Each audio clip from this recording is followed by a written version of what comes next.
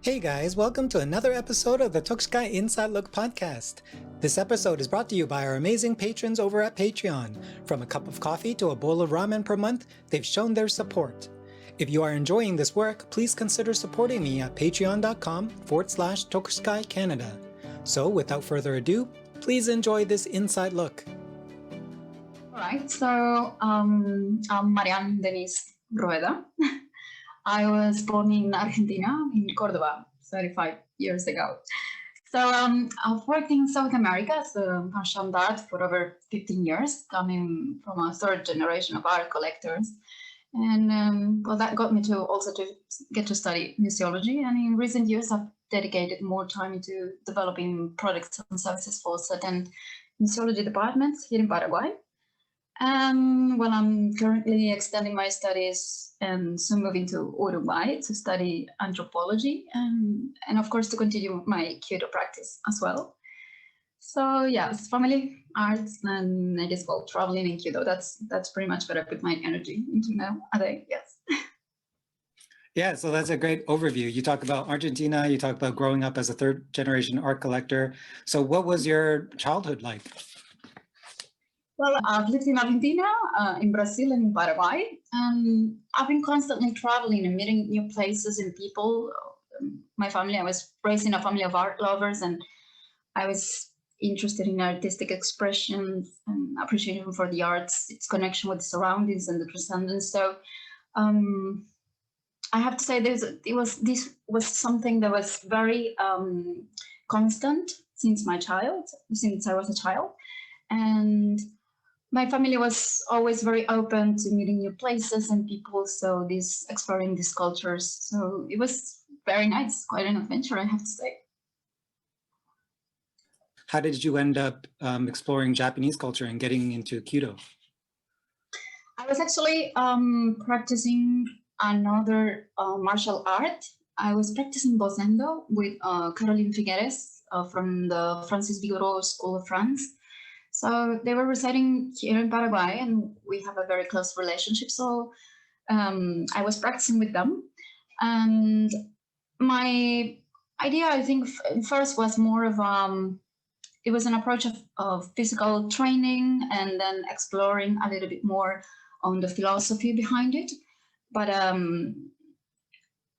I think with my appreciation of arts, it also counts this a lot of influence from Japanese culture and Japanese art. So it was a little bit of exploring more and seeing how that same concept of Japanese culture was in other areas. So yes. So Bozendo to Kyudo, how did that happen?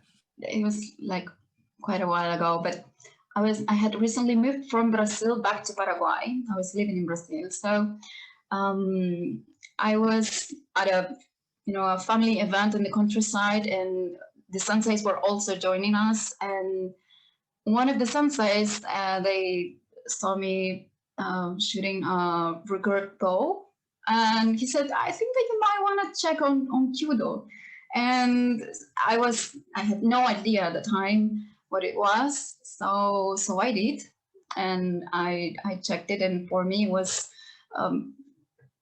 I have to say, I was impressed. I was impressed, of course, by the use of the technique and the body. There were some videos on YouTube, so I could check on what was it about, and the beauty of the equipment as well. But the thing that had intrigued me the most was these elegant projections of the archers and the interaction with no physical confrontation. So it was intense, but it was so delicate and elegant as well. So there was something there that I needed sort of to connect and explore. And yes, but of course there was no Kyudo in Paraguay, so I didn't have the chance at that time to sort of go and see it by myself, like for real. So just I read about Kyudo for a year and a half until I found a post on Facebook.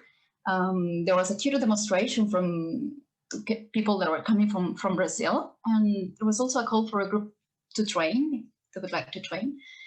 But I had another trip at that time, at that date, so I was not going to attend. I was really sad because I was really eager to go and see it. So I called the person in charge and I mentioned, look, I'll be back in a month. If you have a group, I'd love to practice. And so I did, yes. So normally when someone starts a practice like this, it's just like a hobby or something that, oh, let me experiment it. When did this become something more serious that it would be like this long-term thing? I believe, at least for me, I believe it was a serious pursuit from the moment it started.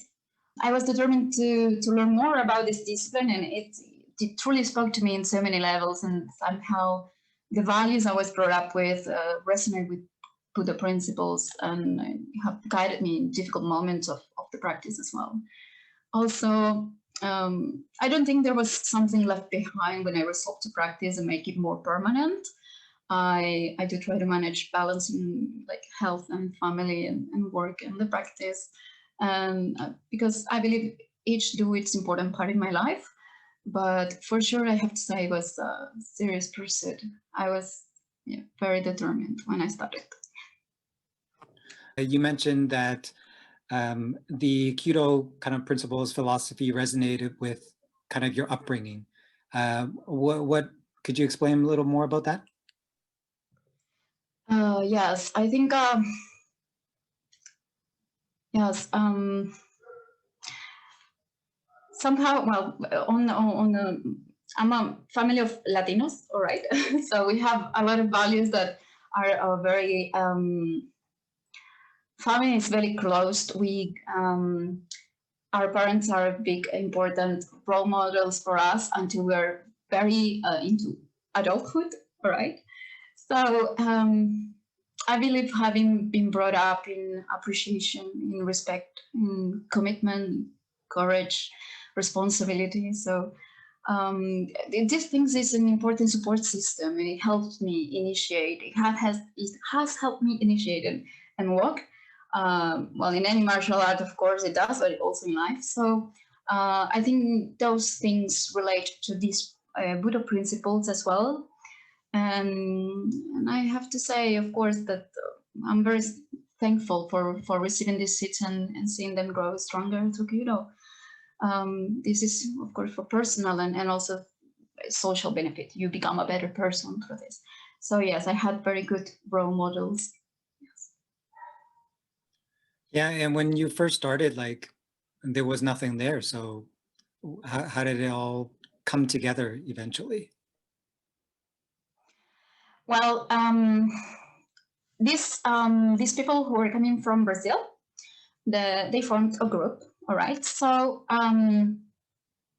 it was the first group that it was ever existed in Paraguay. There was a woman. She is an architect.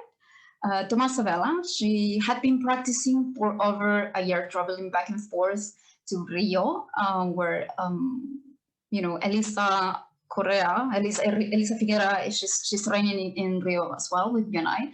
So she was traveling for over a year, and then she was encouraged to come in Paraguay and open a Kyudo group. So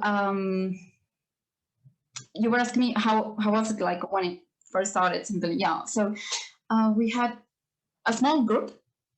We had a lot of good spirit and no equipment, really. So and the space was quite reduced, and of course these instructors, they were coming from Brazil twice a year, and there was this very good spirit of practice, but it was like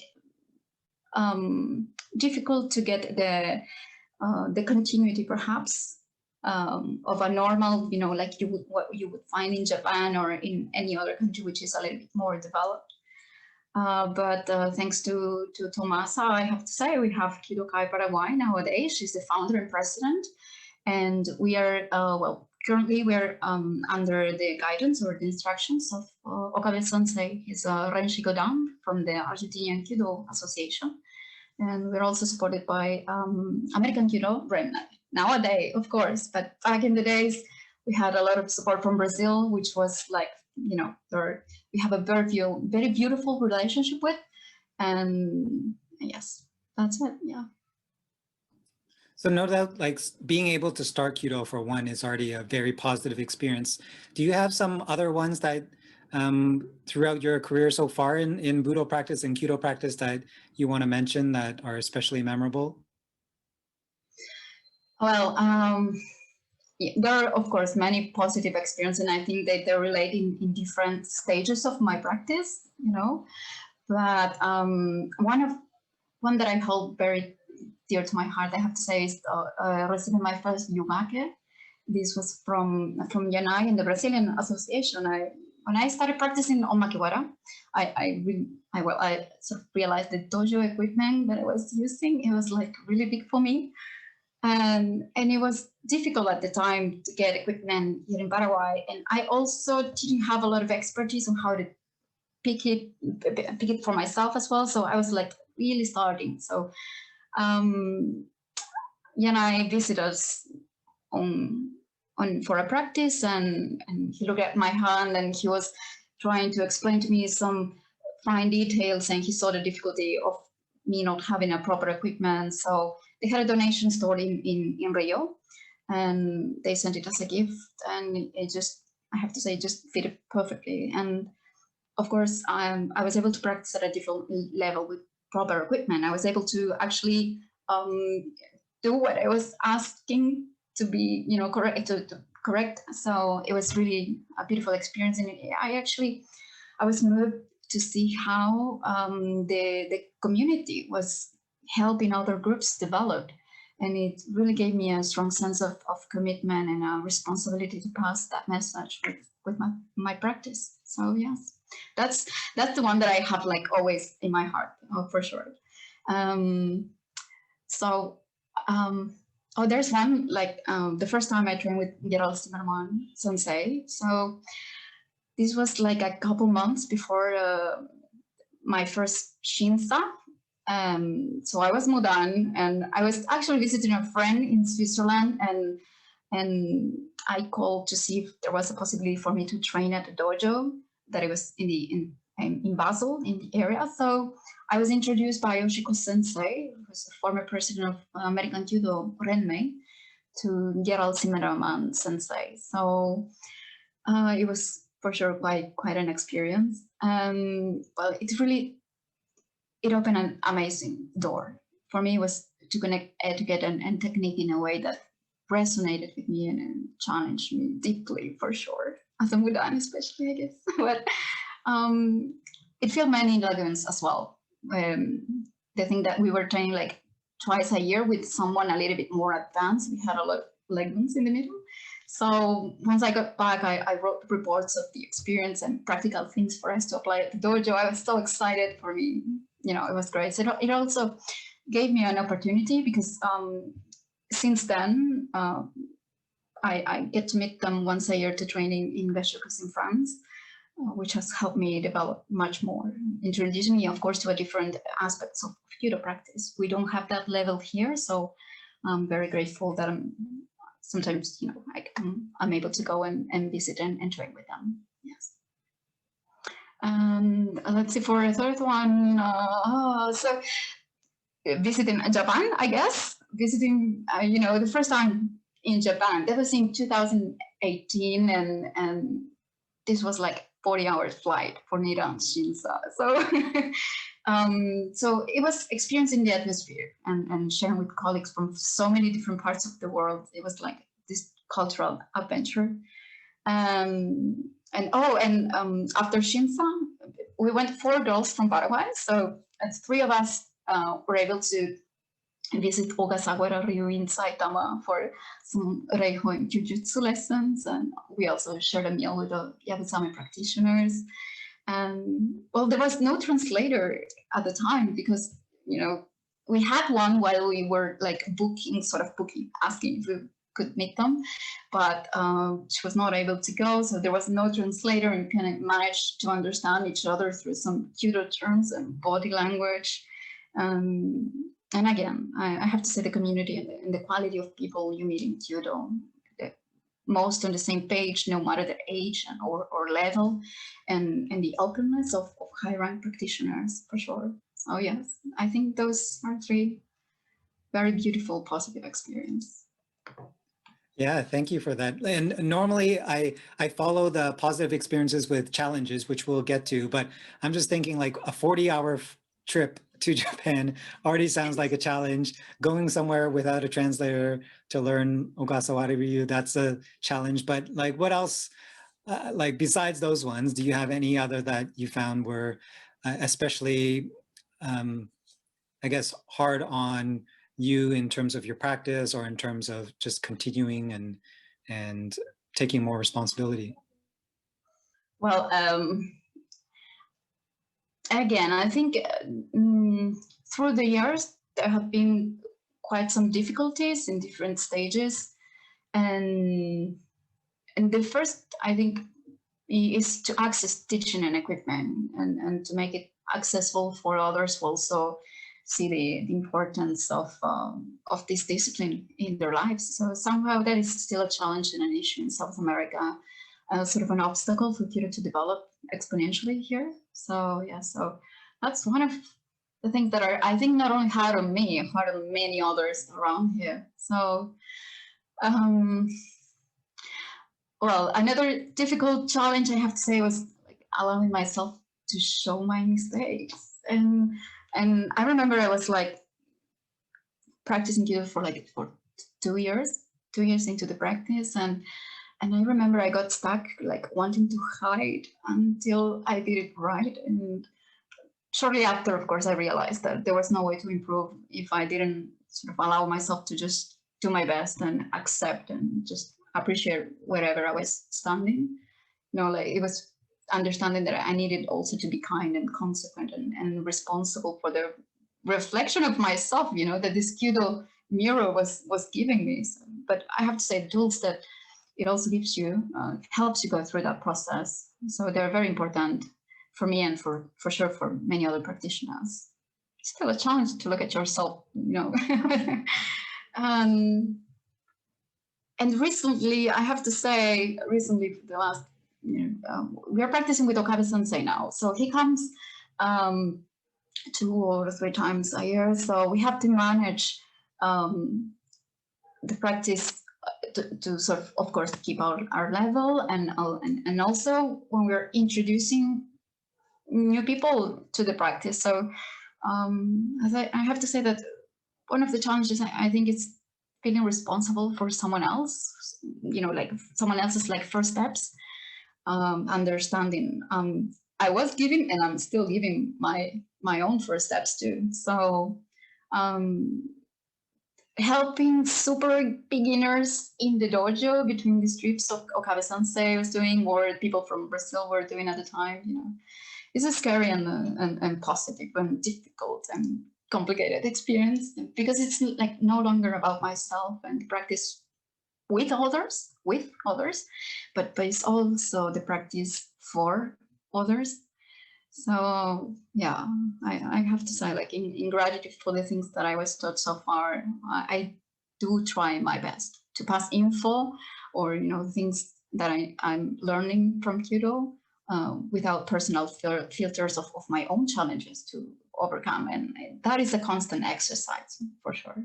Meditating, reflecting, yes. Yeah, that's a great way of describing what this practice is about, because normally you think it's just an individual shooting a bow and arrow.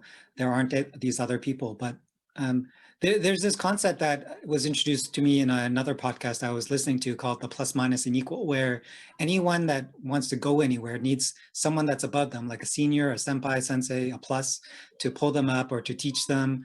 They need a minus. So in this case, it's not a negative thing, but someone just below them that they can teach and kind of reflect on what it is that they actually understand.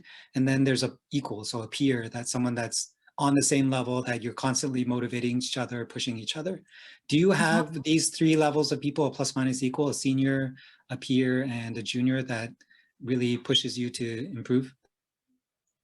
Oh yes, I think I think consciously or unconsciously we all sort of have, because when you start in the practice, you're trying to look where you're going and where you're standing and where you've sort of been, and you sort of relate these things. But I think for a senior, one of my first references that I loved so much from the first videos that I saw was Mariko Satake Sensei. And I believe she inspires me to reach a certain level of practice, like inside and outside the dojo.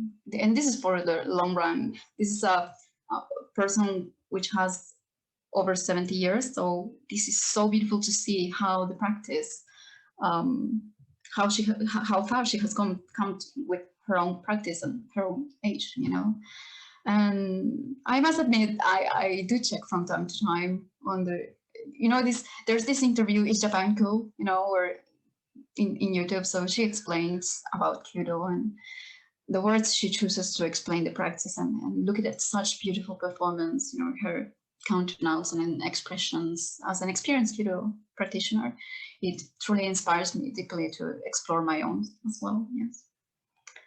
I want to actually mention one thing about Satake Sensei, because she was also the first out of a group. My first Kyudo seminar had her as one of the instructors. It was 2011, I want to say, in Minnesota, US.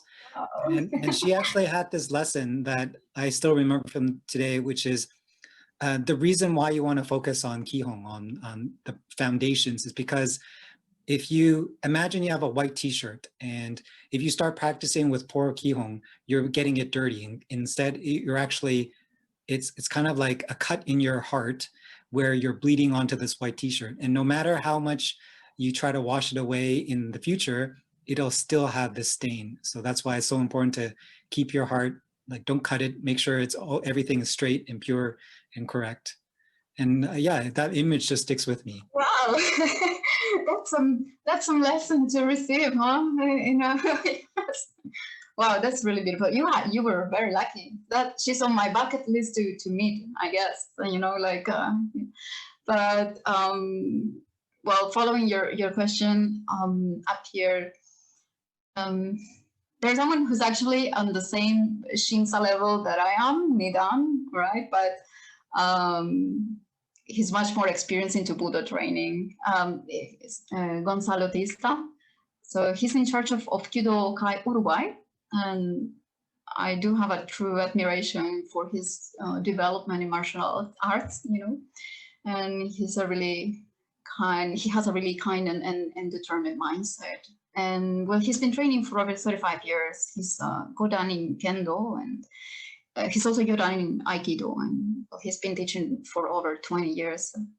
And well, the last like 10 years, he has been practicing Kyudo as well with Okabe Sensei from the Argentinian Kyudo Association, as we are. So as I said, he's currently Nidan, and you know, those Shinsa opportunities are a challenge over here.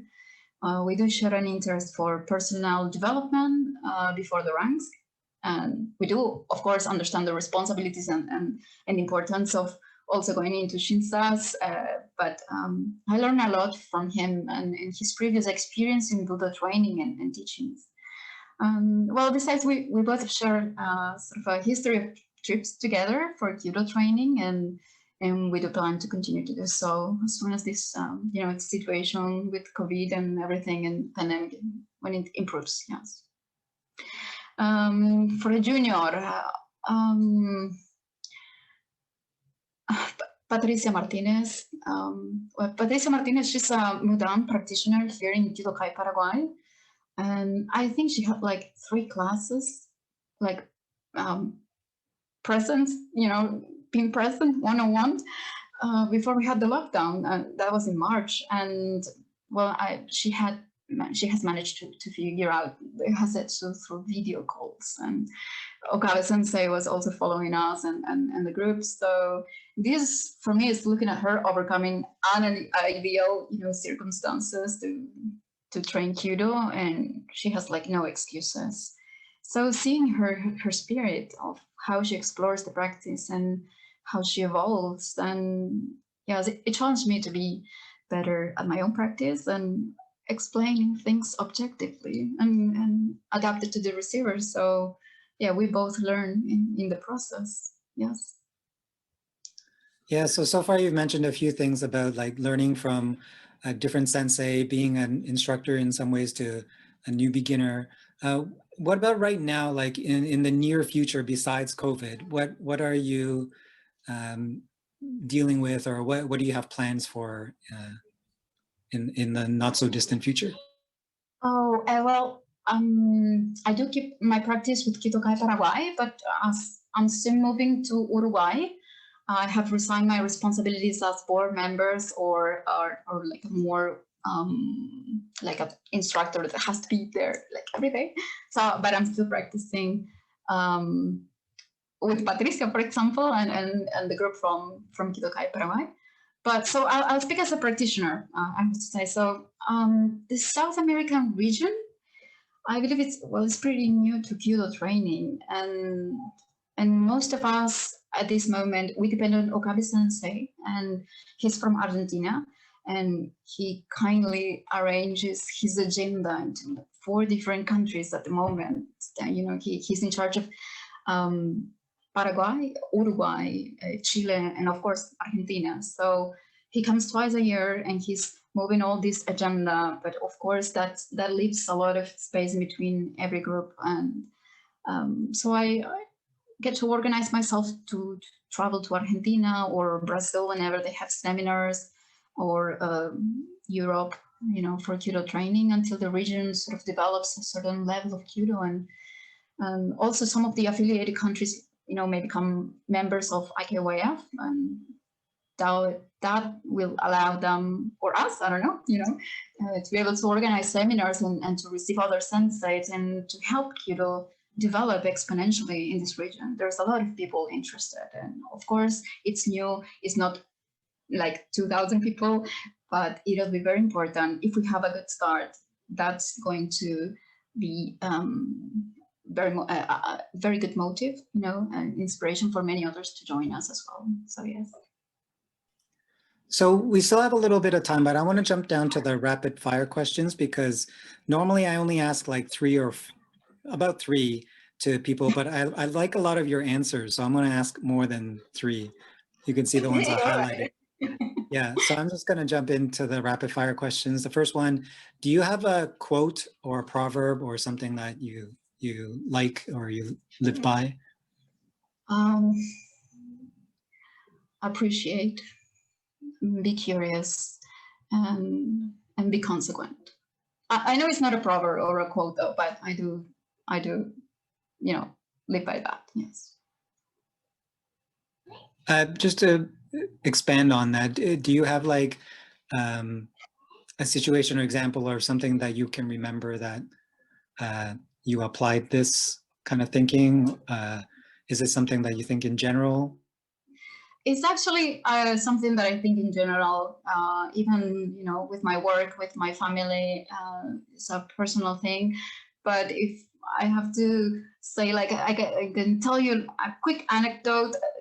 There's like one of the Goshukus in France, because I think it applies perfectly. Appreciate, be curious, and consequent. This is the fact that so we were shooting in the dojo, and it started pouring rain. So we were in France, 12 people with one Kyoshi, so with Gerald Zimmerman Sensei, of course. So it started raining, and for me, it was this amazing opportunity. The Valles Verdes is one of the most beautiful places I've been training, and it's beautiful atmosphere, right? So I was having such a sense of appreciation and delicate looking at everything. So I was really curious on the things that were going on, because I was interested also to remember all those things, right? So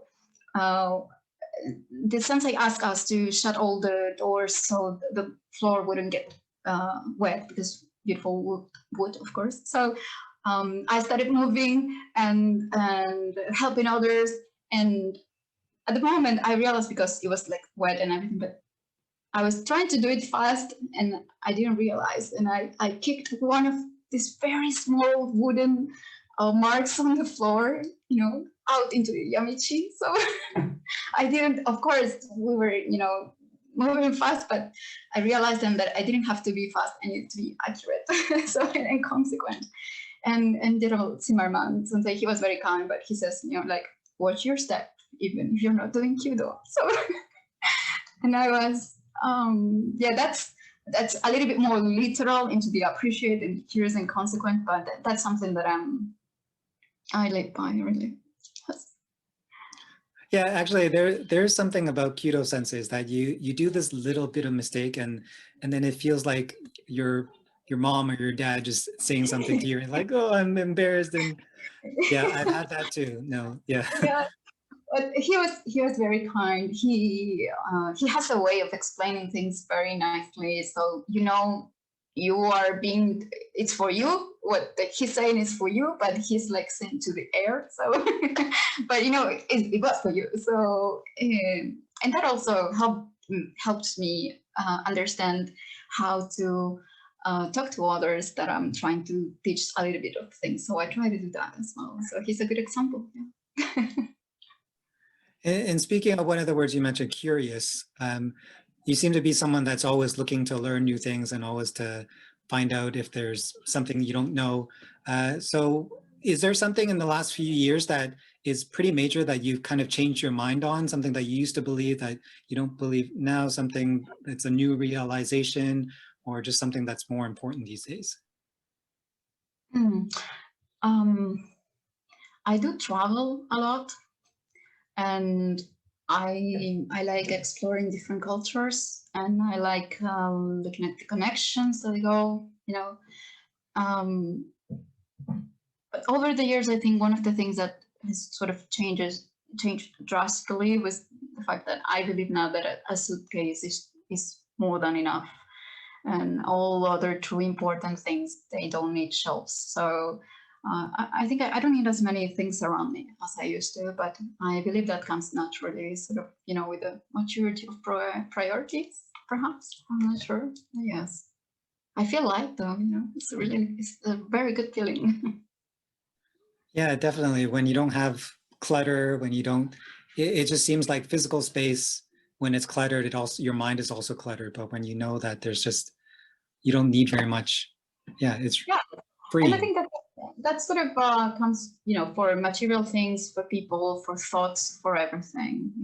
A suitcase, it may not be truly physical, but I have to say it's also that you go meditate, and I guess go meditate in terms of it's a practical meditation, an active meditation. It's not it doesn't come just served in a plate, but yes, I think it's a good choice, me going that way, I guess.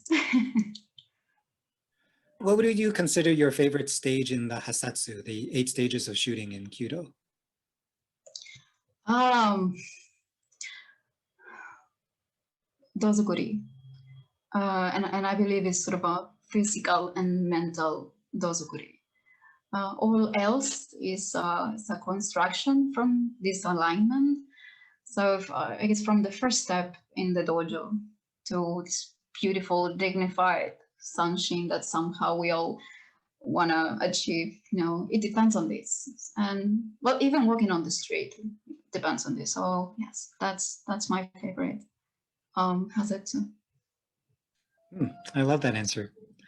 If you could meet one sensei or practitioner that you never met before, and without any language barrier, who might that be that you would have a conversation with? Oh, I think we have like a bucket list of senseis that we'd like to meet, and it's really hard to. For sure, I have a couple in mind, and I would say Ijima Sensei, but considering like the current situation and also the stages of consolidating Kyudo in Latin America, I would say Lorenzo Ryu Sensei from France, whom I've briefly met her in Japan. I met her briefly in Japan in 2018. Yes. But I would love to have a conversation, about her experience in the development of Kyudo in Occidental countries, and also to see more of her practice. Yes. Yeah, actually, it's funny, there's all these coincidences, because when we were talking about a sensei giving you some advice for doing something stupid, like kicking the off, yeah, my example of someone giving me something that I did stupidly was Laurence Ryu Sensei when she came to Oh. Toronto. She was Yeah, I have to say first, welcome to the club, but that's welcome to the club for many. And I met her in Japan, and she instructed like two arrows, like one high and one otoya that we were shooting. And she was very delicate into commenting something. So I really liked the way that she expressed herself. And of course, though she's no longer the president from the French Association, she's now is a Regine Graduelle, I think she is. Um, I know that she has a lot of experience in this area, especially sort of the translation, I would say, or the cultural translation from the Japanese to the Occidental mindset into these Kyudo teachings as we are, talking about. So yes, that'll be interesting to hear. Yeah, so you're talking about like these different things that you learn from instructors. Is there some way that you keep notes, or how do you record what you've learned from different seminars or from individual senseis? Yeah, I'm always a pencil and notebook, and I have like a collection of little Kyudo notebooks from different years. I do keep record for like recommendations and comments from seminars and daily practice. It helps me reflect on the technical and mental obstacles I'm working on at the moment. So I also keep some phrases and metaphors that sensei had given to other senseis that I hope one day to gain the depth in understanding and experience to put in practice. So yes. Okay, so a couple more short and fun ones before we start to wrap up. If we logged into your YouTube account, YouTube tends to recommend videos that you've seen, similar type of videos that you've seen before. What would someone see in your YouTube account recommended to you?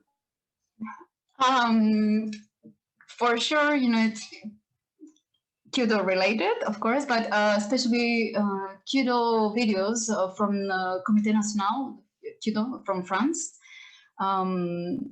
TED Talks about cultural topics and the things that I relate daily at work, and also pottery videos. I like pottery very much, and well, design related videos and some chill out music. Yes.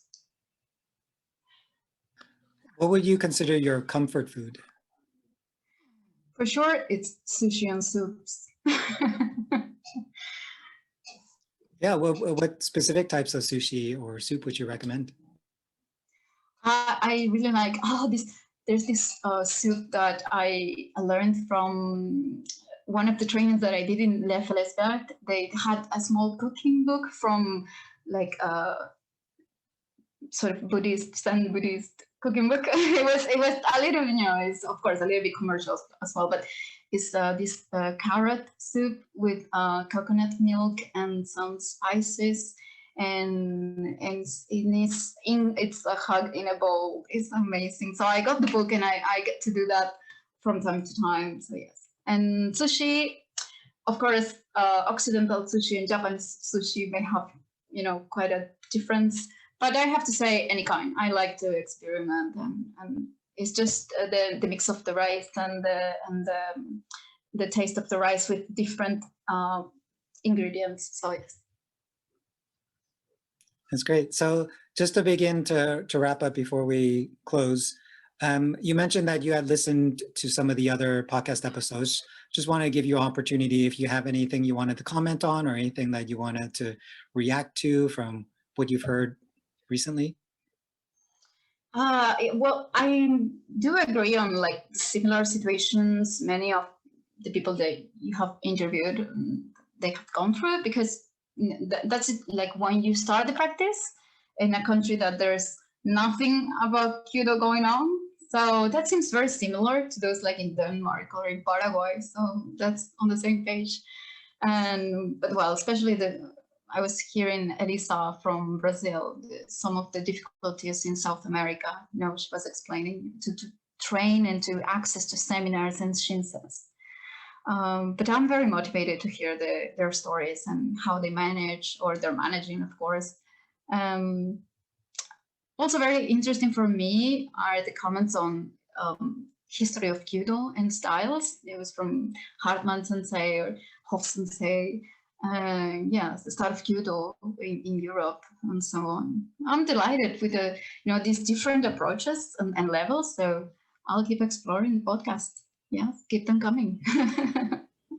Yeah, your story is certainly very interesting as well, and shows us a lot about what kind of grit and resilience it takes to begin something like this, and the passion you have for traveling all over. And definitely there are a few more episodes you can look forward to coming with similar type of situations, but from a different part of the world. Yeah, so this has been a great conversation. I was just wondering, is there anything you want to say in closing, any message you want to send to the audience? Well, I would encourage people to explore Budo disciplines. For me, it's been it is an amazing journey, and there are different tools to train with that one may resonate with you better than another. So give it a try. I've chosen both, but there's many others for sure. I have to say my words and thoughts of appreciation, for the effort every Budo practitioner is doing during such particular times, and you, Patrick, for sure. With this special project, you have given such a beautiful light to the community. So, and just because I'm thinking, I will put a little, couple comments more. I have to say a super special thanks. It's for the people that I've had the opportunity to train with or to start, and for me, Tomás Abela, the founder of Kyudo Paraguay, also Cabe Sensei from the Argentinian Kyudo Association for his support, and also Maria Peterson Sensei from the American Kyudo Rainmaker. She has been following the development of Kyudo groups in the region, and of course we hope to receive her anytime soon around here. Also in Gerald Zimmerman Sensei and beautiful Kyudo Paraguay group for sure. Yes. And I have to say, take care of one another. These are interesting times we're living, difficult but interesting times. And I do hope to see you at the dojo, Patrick. Oh, thank you so much. That was great. Interesting. Some of the questions that you did and the answer for senseis, I was going back and forth on especially Hartmann and Hoff and Lorenzo Ryu. I was trying to connect all these comments from different moments and regions. So it's like you have a very beautiful project going on. I'm very excited about that. Yeah. You just touched on what the next step for this is, which is I want to start making these connections across, like, first different people from the same arts, and then eventually from the various different arts too. But yeah, it's interesting hearing the stories and making out vague connections while you're listening. But the next step is to really get on paper and something. I'm thinking that's a lot. Yeah, I'm going to say 100 people. This is going to be a general representation of these Budo arts in the world. So I want to publish a book saying, okay, this person from this country, this person from this country, and here are all the different connections. That's a big vision, but yeah, hopefully you can have support. I'm going to study anthropology. You have no idea how interesting this sounds to me, because you're making like statistics and connections, and it's very, very beautiful because it's about culture and sports, and it's something that relates no matter if we're living in Japan or we're living in Paraguay. And for the selection that you did, what I found interesting, it was because people usually go to, of course, the references, the high ranks, of course, the references, but you also you've chosen people that are just starting or in the middle or going to specific situations that may have a more realistic approach to the Kyudo practice, not just the idealized one, the ideal one. So congratulations on and you do have my support. Let us know about it. Yeah, well, you just mentioned something that you seem to have expertise in, so I might be calling on you to help out. And yeah, because certainly that is actually how I've been selecting the sample set, is to get this mix, because as much as the high ranks and seniors have knowledge of the arts itself, they are technically from a previous generation, and this next generation of people that are starting up, this world is going to be so different than that time. So this is for that next generation. So yes, we can learn a lot from them, but we also need to hear how people are managing in this world today. Like just having stuff online is already so different. One of the questions was about the things that I read constantly, but I have to say this material from the Comité National Kyudo from France, the material that they prepared to train at home, we wouldn't even dream of it in other situations. Only through this very bad moment in life we got to access this information. So that was gold for us. I translated those documents and we were like eating reading. It was very, very good, and there was no way that we could have gotten that this year, not even traveling. Whenever you go to seminar, you have like 200 people around you and 3 sensei, but you have like 20 seconds with each sensei. So it's not the same. So this was an opportunity, and technology made such an important part of it, for sure, of course. And you were asking me about some people that I may recommend or something. The situation in Latin America, it's just starting, of course. So we have a long way into first putting a proper Kyudo level, also to get to IKYF into a membership, which is something very specific to a specific approach. But there were many people traveling to Japan and coming, and their experiences, they're translated to the practitioners from the heart, of course, but with an experience that we don't have here, and it's in our own language, of course, in our own level of understanding. And there's one person, he's in Ecuador, that's Juan Diego Fonseca. And he has been living in Japan. I think his wife is Japanese, and he's practiced kendo and he's yondan in Kyudo. And technology and all these things that we were talking about the pandemic, he was preparing these very nice materials that I was talking about, this anatomy club, book club, anatomy lessons in Kyudo learning. We don't have that kind of explanations in a dojo in Japan. All right, so that's for sure for a Japanese teacher, but for us it was like a practical understanding on how to do things, how to how to receive information and do it. And that's why I'm interested in Lawrence Oriu Sensei, because she has a similar approach. Also Charles Oriu. So I believe, from what I have, received and heard, of course. But as I would recommend for you to talk with Juan Diego. He's someone very interesting because he's in the middle of two cultures, very, very in the middle of two cultures. And yes, he's over there. And these moments of the pandemic and everything, it was very interesting how Latin groups, like from Chile, Uruguay, Paraguay, Brazil, Ecuador, we were finding this virtual space to sit down and talk a little bit about Kyudo and our experiences in Japan and our experiences with different sensei. So it was a nice reflecting on the practice in another sort of aspect. And it's very interesting, yeah. Yeah, because I found some other people, some groups are trying to just replicate what they used to do in the dojo online.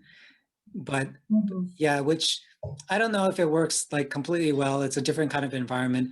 But what we have is this ability to have these conversations. So definitely that's something I've been doing too with groups that are local, but we don't see each other all the time. But we're able to have these deeper conversations just because, hey, let's talk about it. Yeah, that's what also Okabe Sensei was saying. There are many things that we cannot correct through a video call. Tenuchi and small details, and also just for the fun, we were doing Tai-Hai in video calls, but just for the fun of practicing Kisa, of course, being consistent in Kisa. But there's many aspects of Kyudo that perhaps are not usually learned in the dojo, regularly in the dojo, that we were able to access through this technology of video calls and this situation. Like sensei, we were able to be at a different level with sensei, talking at a different level as well. So it was interesting experience, yes. So based on the actual questions, we kind of wrapped up like 10 minutes ago, but something we just talked about now, I want to include it as well. Yes, all right. All right, thank you so much. Thank you, Patrick. It was a pleasure, and really have a beautiful afternoon, and thank you for this opportunity. Yeah, good night. Hey guys, I hope you enjoyed that episode because we have a lot more exciting conversations to share as we explore the world of the traditional Japanese martial arts. The Inside Look podcast is brought to you by our amazing patrons over at Patreon. If you are enjoying this work, please consider supporting me at patreon.com/Tokusky Canada. To contribute to this effort, you can find me on Facebook and Instagram at tokusky.canada or subscribe to our newsletter at subscribe@tokusky.ca. Until next time, thanks for listening.